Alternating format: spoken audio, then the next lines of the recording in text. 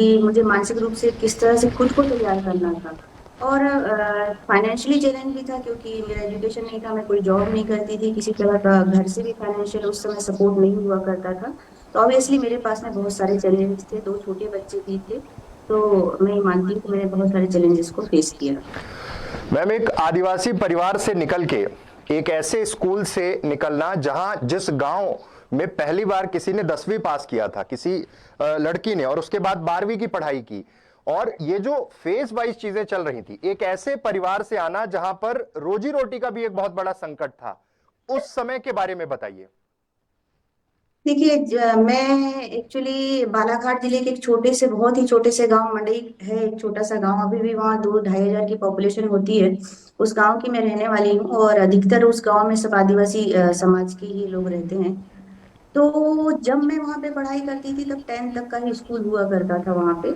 और अधिकतर लड़कियां तो 10th तक पहुंच ही नहीं पाती थी क्योंकि 9वीं 10वीं होते ही उनकी शादी हो जाती थी, और क्योंकि 10th एक बोर्ड एग्जाम हुआ करता था।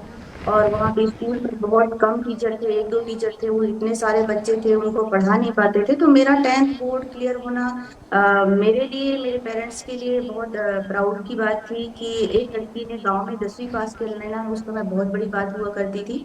तो मैंने सेल्फ स्टडी से, और मुझे कहीं ना कहीं मन में ऐसा रहता था कि मुझे नहीं पता था मुझे क्या बनना है, पर मुझे ये था कि मुझे लाइफ में कुछ अच्छा करना है, तो मैं पढ़ाई को ध्यान देती थी। और मैंने सेल्फ स्टडी से ही 10th तक की पढ़ाई करी, और 10th मैंने निकाला स्कूल में। और हम लोग उस दूसरे गांव में शिफ्ट हो गए, और मैंने 11th 12th की वहाँ पे पढ़ाई करी, और बायो विषय से भी मैं 12th फर्स्ट डिवीजन पास रही, मुझे फिजिक्स केमिस्ट्री में भी डिस्टिंक्शन मिले।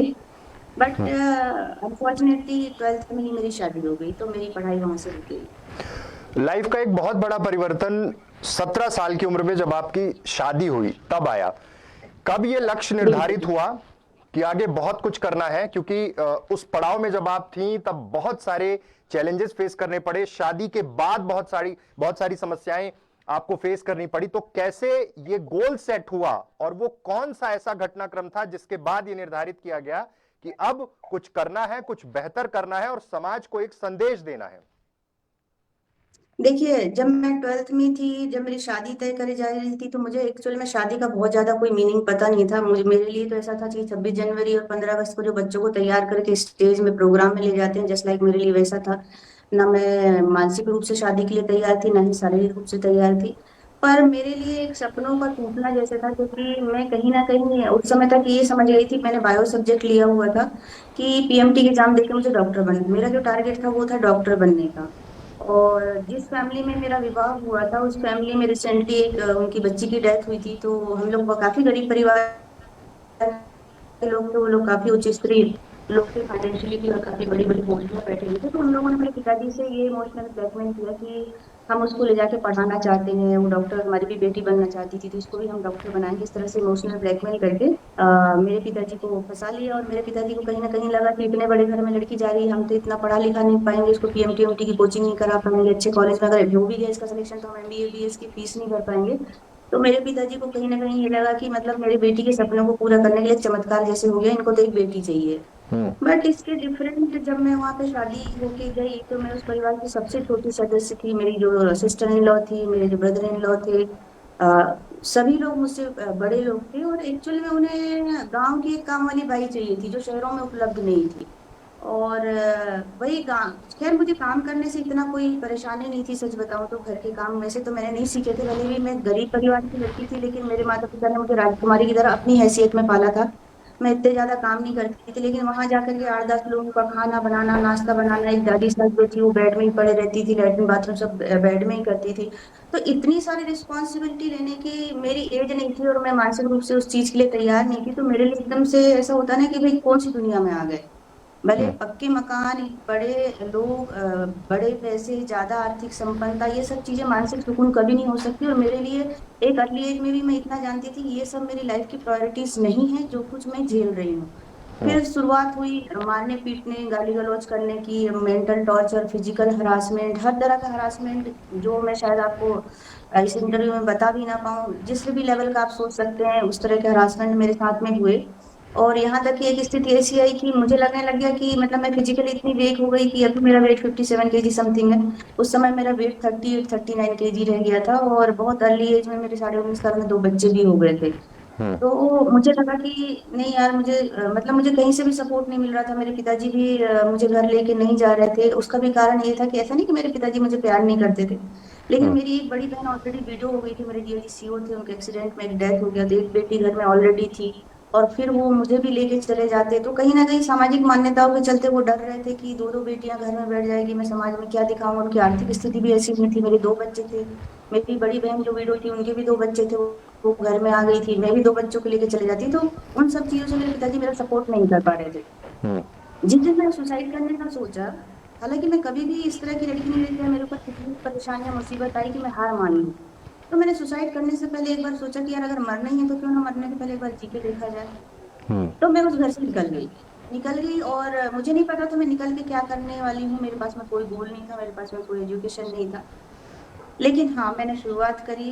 मैंने बीए किया, मैंने एमए किया। उसी दौरान में एमपीपीएससी का एक रोजगार निर्माण में विज्ञापन छपा हुआ था। तो मैं उस समय एक छोटी मोटी जॉब ले रही थी। मैं 12th पढ़ी हुई थी, तो मैं छोटे बच्चों को KG 1 KG 2 यूकेजी के बच्चों को पढ़ा लेती थी। एक वो मेरा काम था। मैं पार्लर में एक नौकरी करके थोड़ा पार्लर का काम सीख गई थी। तो मैं छोटा मोटा घर में पार्लर का मोहल्ले वालों का काम कर लेती थी, क्योंकि बचपन से मेरी माँ सिलाई करती थी। तो वो देख देख के मुझे थोड़ी सिलाई भी आती थी। तो वो भी ऐसा करके मैं 3-4 हज़ार रुपये महीने से 3-4 काम मिला के कर लेती थी, और उतना मेरे 2 छोटे बच्चे और मेरे लिए पर्याप्त था। लेकिन मेरे वो डिसीजन न छोड़ने का, जब मैंने डिसीजन लिया, तब मेरे माता पिता ने मेरा सहयोग किया। मेरी माँ घर छोड़ करके मेरे पास रहने के लिए आ गई।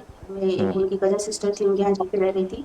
और उसी दौरान में जब मैं छोटी मोटी नौकरियां देख रही थी और पढ़ाई कर रही थी, अपने साथ में ये सब काम कर रही थी, तो रोजगार निर्माण में एक सिविल सर्विसेज का विज्ञापन मैंने देखा। हम्म। और मुझे लगा कि यार ये अच्छी जॉब है। हालांकि मैं थोड़ा बहुत सिविल सर्विसेज के बारे में जानती थी, पर मेरे परिवार में कोई भी ऐसा सिविल सर्विस वाला नहीं था, ना कोई इस तरह की बड़ी पोस्ट में थे। बल्कि मेरी मदर जो है 5th तक ही पढ़ी है, मेरे पिताजी भी ग्रेजुएट नहीं है। तो हमारे यहाँ कोई पढ़ाई का माहौल तो छोड़ो, कोई किसी भी तरह का माहौल नहीं था जॉब वॉब को लेकर के। तो मैंने उसको देखा विज्ञापन को, तो मैंने सोचा कि उसी दिन, सच बताऊं तो मैंने उसी दिन अपना गोल बनाया कि नहीं, मुझे सिविल सर्विसेज निकालनी है, और किसी भी हालत में मैं निकालूंगी। हालांकि मैंने ये नहीं सोचा था कि मैं फर्स्ट अटेम्प्ट में ही निकल जाऊंगी। मैंने सोचा था 3 प्रयास का, मैंने अपना गोल रखा था कि 3 प्रयास में मैं सिविल सर्विसेज क्रैक कर लूंगी। हम्म। और ईश्वर हमेशा मेरे साथ में रहे, और मैं पहले अटेम्प्ट में सिविल सर्विसेज निकल गई। ये मेरे लिए एक हम्म। बड़ी उपलब्धि थी। और रिजल्ट नहीं आया था, उसी बीच में मैं दूसरी परीक्षा भी दे दी थी, उसमें भी मेरा सिलेक्शन हुआ। तो गोल पहले से निर्धारित नहीं था, सिचुएशन बेस्ड मेरे पास में ऐसा गोल बना, और मैंने उसको पूरा किया। ये जो चुनौतियां जीवन में जुड़ी मैम, मैं ये जानना चाहता हूं कि जब आप अपने ससुराल से निकल आई, बच्चों को लेकर निकल आई, और जब आपके दिमाग में, जहन में ये चीज आई कि इस दुनिया को छोड़ देना चाहिए, और फिर उसके बाद जो सफर शुरू हुआ और यूपीएससी आपने किया, उस समय ये दिमाग में कैसे आया कि दुनिया छोड़ देना चाहिए? क्योंकि ये समझ में आता है कि बहुत बड़ी चुनौतियां उस समय रही हैं। मतलब आप भूखी रहीं किसी तरह से, ऐसा लगा कि अब जिंदगी को खत्म करना चाहिए, लेकिन फिर एक शुरुआत हुई। देखिए, मैं हमेशा से, मैंने आपको बताया, भले मेरे में बौद्धिक विकास बहुत नहीं था, मेरे पास एजुकेशन नहीं था, लेकिन मैं थोड़ा सा जागरूक टाइप की लड़की थी, और थोड़ा सा बोलते हैं ना कि अपने इंटरनल आवाज को सुनने वाली लड़की थी। मैंने ऐसा नहीं कहूंगी कि मैंने 100% डिसाइड ही कर लिया था कि मुझे मरना, लेकिन मेरे मन में ये विचार जरूर आया था कि यार जिंदगी को खत्म कर लेते हैं। हम्म। लेकिन वो जो 2 बच्चे थे ना, जो मेरे मासूम 2 बच्चे, मुझे लगा कि अगर मैंने ऐसा कोई निर्णय लिया तो मेरी तो जिंदगी खराब हुई, फिर उसके बाद में भगवान जाने बच्चों का जीवन क्या होगा। तो मैंने कहा अगर मरने जितना मैं बड़ा डिसीजन ले सकती हूँ, तो मैं जीने का डिसीजन क्यों ना लूं। मैंने सोचा मैं रेलवे स्टेशन में सो लूंगी, मैं किसी के घर में झाड़ू पोछा बर्तन कर लूंगी, किसी के यहाँ खाना बना लूंगी। इतनी कुवत तो है मुझ में कि मैं अपने बच्चों के साथ में 2 टाइम का खाना तो खा सकूं। तो फिर क्यों मरूं मैं इनके लिए। तो मैंने डिसीजन छोड़ दिया उसका, और आगे निकल गई मैं उससे। मैम आपने कहा है, मैंने सुना कि अगर अत्याचार सहोगे तो अत्याचार होगा, और एक ऐसे परिवार से निकल के आना जहां पर जिस समय आपने चीजें शुरू की, 10वीं किया, 12वीं किया, ग्रेजुएशन किया, बहुत कठिन हो जाता है। जिंदगी की तमाम बड़ी चुनौतियां रहती हैं, और चुनौतियां विशेष रूप से ये रहती हैं कि किस तरह से आगे बढ़ पाए, रोजी रोटी का संकट, और उसके बीच में जब आप निकली, और ये जब लाइन आपके सामने आती है कि अत्याचार अगर सहोगे तो अत्याचार होगा, इसके क्या मायने हैं? देखिए, मैं कहीं ना कहीं इसमें अपनी गलती मानती हूँ। मैं हमेशा दूसरों को दोष नहीं देती। अगर मैंने एक्चुअली मैं उसमें भी कारण ढूंढती हूँ। अगर मुझे पहले ही थप्पड़ में, मैंने पहली ही गाली में अगर मैंने उस चीज का विरोध कर दिया होता, ऐसा नहीं कि मुझे कोई थप्पड़ खाना अच्छा लग रहा था या गालियां खानी मुझे अच्छी लग रही थी या मुझे भूखे रहना अच्छा लगता है, लेकिन कहीं ना कहीं एज छोटी होने के कारण, मानसिक परिपक्वता नहीं होने के कारण, फैमिली सपोर्ट नहीं होने के कारण मैं थप्पड़ सहती गई। लेकिन जिस दिन मैंने विरोध किया, उस दिन से परिस्थितियां बदली, बिल्कुल बदली। तो मुझे लगता है कि जो डिसीजन मैंने शादी के इतने साल बाद, इतने सारे अत्याचार सहने के बाद में की, वही अगर मैंने पहले कर लिया होता तो शायद इतना मुझे नहीं सहना पड़ता, और इससे अच्छी मेरी फिजिकल और मानसिक स्थिति रहती और मैं और भी बेहतर कर सकती थी। हालांकि मुझे कोई रिग्रेट नहीं है। जिस एज में मैंने किया, इतना सब कुछ होते हुए भी, मैं 23 साल में मैं सिविल सर्विसेज निकल गई थी, 23 ईयर में मेरे पास में डीएसपी का भी ऑप्शन था। बट मैंने बहुत देर लगाई, इसलिए मैंने कहा था कि अत्याचारों को रोकना बहुत जरूरी है, चाहे वो मेंटल टॉर्चर हो या फिजिकल टॉर्चर हो। पहली बार में ही आपको विरोध करना जरूरी है। अगर आप पहली बार विरोध नहीं करते तो पहली बार आपको एक थप्पड़ पड़ेगा या एक गाली पड़ेगी, आपने विरोध नहीं किया। दूसरी बार दो थप्पड़ पड़ेगी, और धीरे धीरे उस व्यक्ति की आदत हो जाएगी कि फिर इसको तो कोई फर्क पड़ता ही नहीं है। तो अत्याचार बिल्कुल नहीं सहना चाहिए किसी भी तरीके का, और पहली बार में ही आपकी जितनी शक्ति है, जितनी ताकत है, उस शक्ति के साथ में आप विरोध करिए। और यकीन मानिए कि अगर पहली बार में आपने पूरी ताकत के साथ विरोध कर दिया तो दूसरी वाला, दूसरी बार करने से पहले वो 10 बार सोचेगा। मैम एक चीज बताइए, सामाजिक ताना बाना और समाज की जो स्थिति है और जिस वर्ग से आप आती हैं उनकी जो स्थिति है, कितना सुधार हो पाया है? क्योंकि आज भी स्थितियां कई बार ऐसा लगता है कि जस की तस है और जागरूकता का अभाव, सामाजिक जो पुरानी धारणाएं हैं उसके बीच में आज भी एक लड़की फंसी हुई है, वो अपने सपनों को नहीं जी पा रही है। देखिए, मैं आपको बताऊं, इसमें सिर्फ आप लड़की को ही जोड़ लीजिए, क्योंकि किसी वर्ग विशेष के लिए समाज में लड़कियों की अलग से व्यवस्था नहीं है कि आदिवासी समाज में अलग है और ब्राह्मण समाज में, ठाकुर समाज है, और भी जितने भी हमारे देश में समाज होते हैं उनमें कोई अलग व्यवस्था है।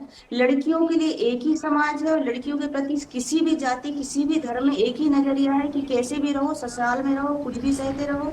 जिस दिन से उसकी शादी हो जाती है, उसको अपनी लड़कियों का नाम तक बदल दिया जाता है, सरनेम तक बदल दिया जाता है। मतलब लड़की का पूरा अस्तित्व शादी के पहले का खत्म कर लिया जाता है।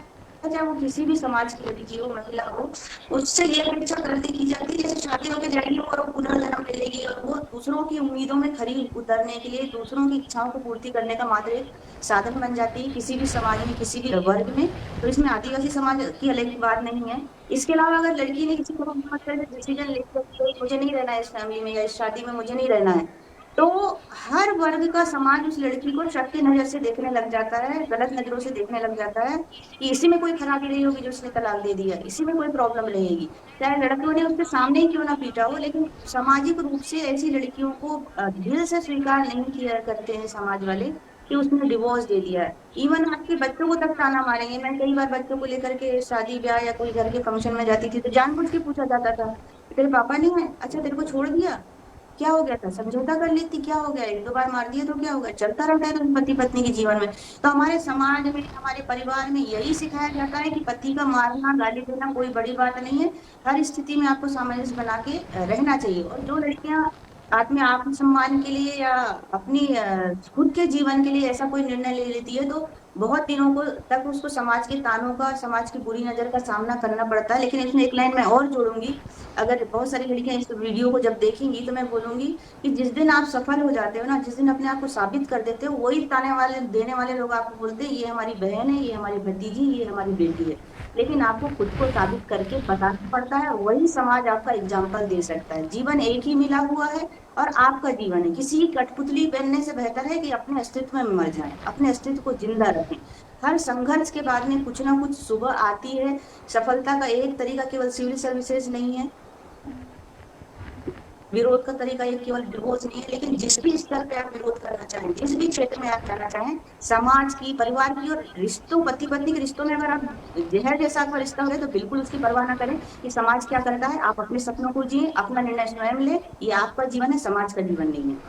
मैम जब आप यूपीएससी जब आपने क्लियर किया, आप अपने दोनों बच्चों के साथ एक नए जीवन की आपने शुरुआत की, जिस परिवार को आप छोड़कर आई, जिस परिवार ने जो दंश दिए, जिस परिवार ने एक महिला को से उसके अधिकार छीने, जीने की स्वतंत्रता छीनी, उस परिवार के कभी कोई लोग मिले, उस परिवार से जुड़े हुए कोई लोग मिले या उस परिवार का कोई सदस्य मिला जिसको इस बात का एहसास हो कि उसने अपने जीवन में कितनी बड़ी गलती की है? देखिए, पहले तो मैंने पीएससी क्लियर किया है, स्टेट सर्विसेज, यूपीएससी नहीं किया है। जी। और दूसरी बात, मैं उस परिवार से कभी नहीं मिली, लेकिन मेरे सिलेक्शन हो जाने के बाद में मैं एक दिन जबलपुर किसी काम से गवर्नमेंट की एक पेशी में गई हुई थी। तब मुझे पता चला उसके मदर फादर मेरे घर में आए हुए हैं। उस समय मेरी पोस्टिंग मंडला डिस्ट्रिक्ट में हुआ करती थी, तो मैं घर गई हुई थी, बच्चों को घर छोड़ के पेशी गई हुई थी। तो उसके मदर फादर आए थे, जब तक लड़का ऑलरेडी दूसरी शादी कर चुका था। तो उसके मदर फादर आए थे कि अरे, आदिवासी समाज में तो चलता है, एक रख लिया तो क्या हो गया, ये भी रह जाएगी, इसको भी रख लो। तो हम्म। मैंने ढूंढ तो नहीं मिली, लेकिन मेरे मदर फादर को ने मुझे फोन बताया। मेरे मदर फादर काफी सीधे लोग हैं। तो और मैं इतना सही कि मैं ये तो बिल्कुल नहीं बोलूंगी कि अब मैं सीधी बची हूँ, इतना सब संघर्ष करने के बाद में मैंने उनको वहीं से फोन लगाया कि अभी के अभी अगर आप 5 मिनट के अंदर मेरे घर से नहीं निकले तो मैं पुलिस को कंप्लेंट कर दूंगी और आपको बिल्कुल बेइज्जती का सामना करना पड़ेगा, बहुत बुरी। मेरे आने से पहले आप घर से निकल जाएं। तो वो एक हादसा था जो वो मुझे फिर से वापस ले जाने के लिए आए थे, जबकि उनका बेटा ऑलरेडी शादी कर चुका था। बट मैं उनसे मिली नहीं, मेरे मदर फादर घर पे थे, बच्चे मिले, बच्चों ने भी उनसे मिलना पसंद नहीं किया। उसके बाद मैं लाइफ में कभी उन लोगों से मिली नहीं और उन लोगों ने भी मुझसे कभी संपर्क करने की कोशिश नहीं की। मैम, एक आखिरी सवाल, तमाम ऐसी लड़कियां जो इस तरह के संघर्षों से निकल रही होंगी, उनके लिए क्या संदेश है?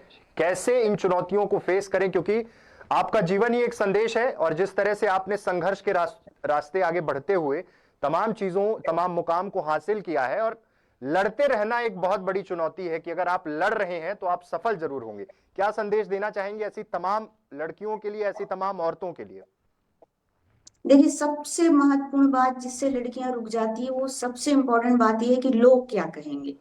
देखिए, आप कुछ भी बन जाएं, कुछ भी कर लें, कैसे भी रह लें, कैसे भी कपड़े पहने, लोग कहना नहीं छोड़ेंगे। सबसे पहले अगर आप किसी भी चीज के लिए मानसिक रूप से तैयार हो रहे हैं, किसी निर्णय के लिए, किसी टारगेट के लिए, तो लोग क्या कहेंगे ये सोचना छोड़ दें। और अगर असफल भी हो जाएं, कई बार ऐसा नहीं होता कि एक बार में हम सफल हो पाते हैं अपने टारगेट के लिए, चाहे वो टारगेट कोई सा भी हो, व्यवसायिक हो या गवर्नमेंट जॉब को लेकर के हो। हिम्मत नहीं हारना, धैर्य रखना और लोगों की बातों में ध्यान नहीं देना।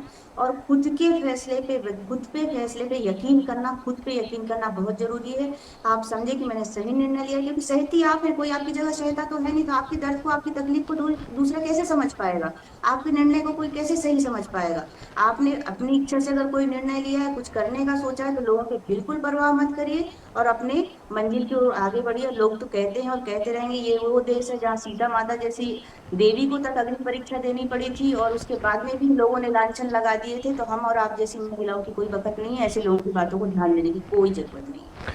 मैम, बहुत बहुत धन्यवाद। ये हमारे साथ थी सविता प्रधान गौर, जिन्होंने संघर्ष के रास्ते जो मुकाम हासिल किया है, और वो मुकाम किसी तरह से ये नहीं कहा जाए कि बड़ी आसानी से, उसके पीछे जो कहानियां हैं, जो किस्से हैं, वो संदेश देते हैं कि आप लड़िए, अपने अधिकारों के लिए लड़िए, आवाज बुलंद करिए, सफलता आपके कदम जरूर चूमेगी। मैम, बहुत बहुत धन्यवाद। Thank you.